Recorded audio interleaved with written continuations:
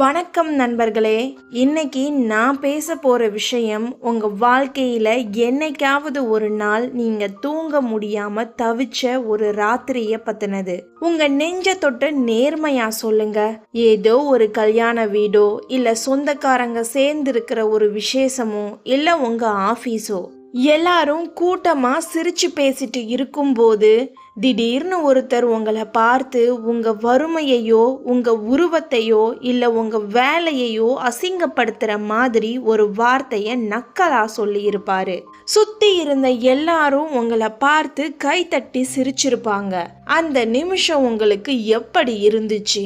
உங்க காது ரெண்டும் சூடாகி இதயம் வேகமா துடிச்சு தொண்டை அடைச்சு அவங்க முன்னாடி அழுதுடக்கூடாதுன்னு ஒரு போலியான சிரிப்பை முகத்துல ஒட்டிக்கிட்டு கூனி குறுகி நின்னீங்கல்ல.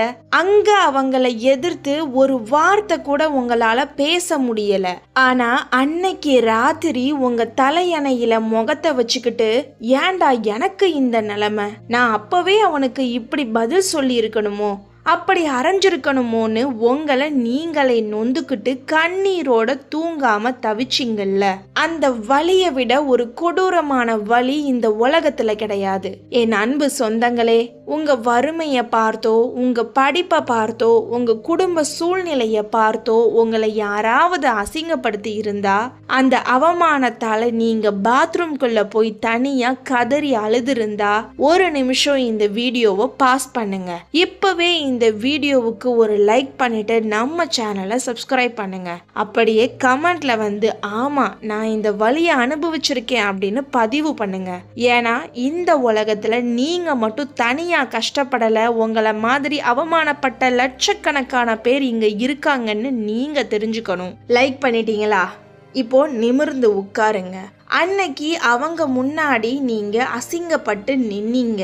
ஆனா இனிமே உங்களை அசிங்கப்படுத்திய அத்தனை பேரையும் ஓட ஓட விரட்ட போறீங்க. அதுக்கு எந்த சண்டையும் போட வேண்டாம். ஒரு மாபெரும் சைக்காலஜி ரகசியத்தை இன்னைக்கு நாம கத்துக்க போறோம். வாங்க ஆரம்பிக்கலாம். உங்களை ஒருத்தர் அசிங்கப்படுத்துறாருன்னா நீங்க தகுதியில குறைந்தவர்கள்னு அர்த்தம் கிடையாது. உண்மையில உங்களை அசிங்கப்படுத்துற அந்த நபருக்குள்ள ஒரு மிகப்பெரிய தாழ்வு மனப்பான்மை இருக்குன்னு சைக்காலஜி சொல்லுது. அவங்க வாழ்க்கையில அவங்க ஏதோ ஒரு விஷயத்துல தோத்து போயிருப்பாங்க, இல்ல அவங்களுக்குள்ள ஒரு பெரிய பயம் இருக்கும். அந்த பயத்தை மறைக்க தங்களை ரொம்ப பெரிய ஆளா மற்றவங்களுக்கு காட்டிக்கிறதுக்காக அவங்களுக்கு கிடைச்ச ஒரு பலிகடா நீங்க தான். ஒரு நாய் ரோட்டில் போற ஒரு பெரிய சொகுசுக்காரை பார்த்து குறைக்கும். கார் ரொம்ப வேகமா கெத்தா போகுதேங்கிற வயித்தெரிச்சல் அந்த நாய்க்கு. அதுக்காக அந்த கார் நடு ரோட்டுல நின்னு அந்த நாயை பார்த்து திரும்ப குறைக்குமா? குறைச்சா அது காரோட தகுதியை குறைச்சிடும். நீங்களும் அந்த கார் மாதிரி தான். உங்களை பார்த்து குறைக்கிறவங்க குறைச்சிக்கிட்டே தான் இருப்பாங்க.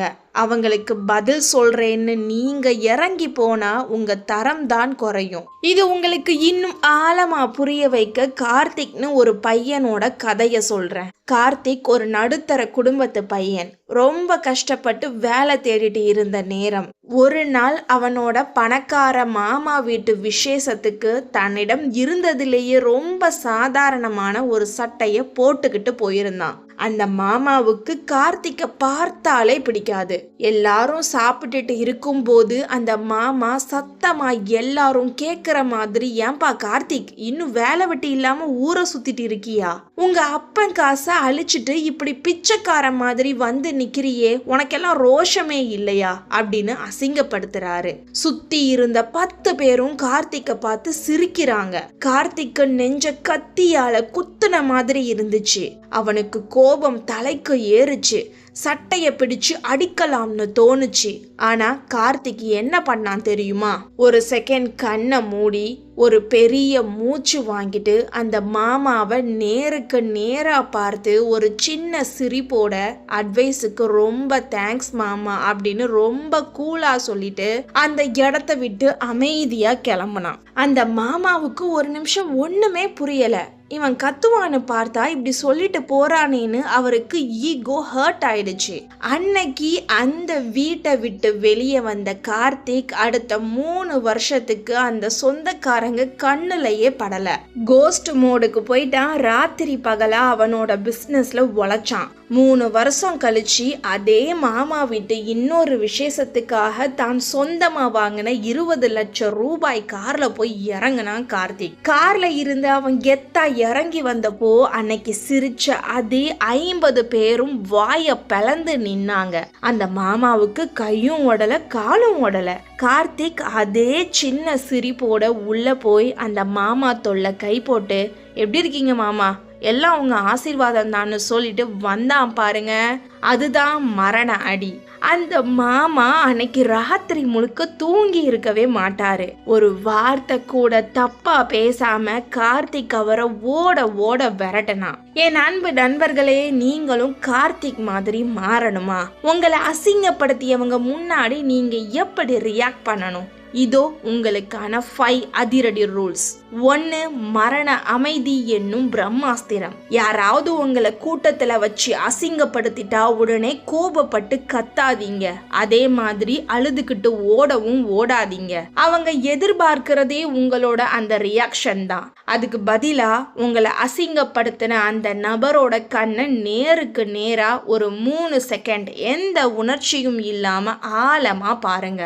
அப்புறம் ரொம்ப சாதாரணமா உங்க பேச்ச முடிச்சிட்டீங்களா அப்படின்னு கேட்டுட்டு அவங்கள ஒரு ஆளாவே மதிக்காம அந்த இடத்த விட்டு நகர்ந்து போயிட்டே இருங்க.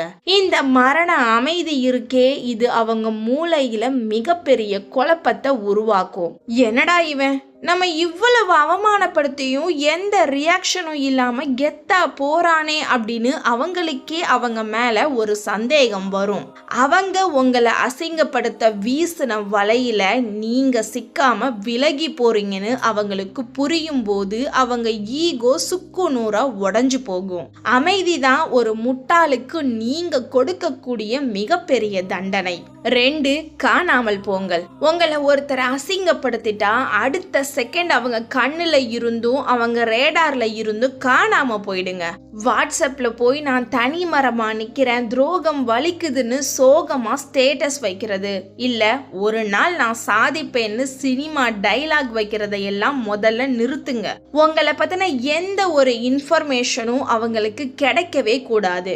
உங்க வாட்ஸ்அப் டிபி, உங்க சோசியல் மீடியா எல்லாத்துல இருந்தும் அவங்கள தூக்கி எறிங்க. உங்களை பத்தின செய்தி அவங்களுக்கு கிடைக்காத போது அவங்களுக்கு என்ன நடக்குதுன்னே புரியாது. இருட்டுக்குள்ள அவங்கள விட்டுட்டு நீங்க உங்க வேலைய பார்க்க ஆரம்பிங்க. அவங்க உங்களை பத்தி கிசுகிசுக்க நீங்க எந்த ஒரு கண்டென்ட்டும் கொடுக்காதப்போ அவங்க வாய தானா மூடிக்குவாங்க. உங்க உழைப்பு, உங்க வலிய இருட்டுக்குள்ள வச்சு ரகசியமா செதுக்குங்க. உங்கள் வெற்றி மட்டுமே சத்தமா இருக்கட்டும். 3. எதிர்த்து பேசாதே, ஆமோதி. இது ஒரு மிகப்பெரிய ரிவர்ஸ் சைக்காலஜி ட்ரிக். உங்களை ஒருத்தர் அசிங்கப்படுத்த நினைக்கும் போது அவங்க சொல்றதை எதிர்த்து நீங்க சண்டை போட்டாதான் பிரச்சனை பெருசாகும். உங்களை ஒருத்தர் உனக்கெல்லாம் ஒண்ணுமே தெரியாது, நீ ஒரு முட்டாள்னு சொல்றாருன்னா நீங்க இல்ல எனக்கு எல்லாம் தெரியும்னு நிரூபிக்க ட்ரை பண்ணாதீங்க. அதுக்கு பதிலா சிரிச்சுக்கிட்டே, ஆமா நான் முட்டாள் தான், எனக்கு ஒண்ணுமே தெரியாது, இப்போ அதுக்கு என்ன அப்படின்னு கேட்டு பாருங்க.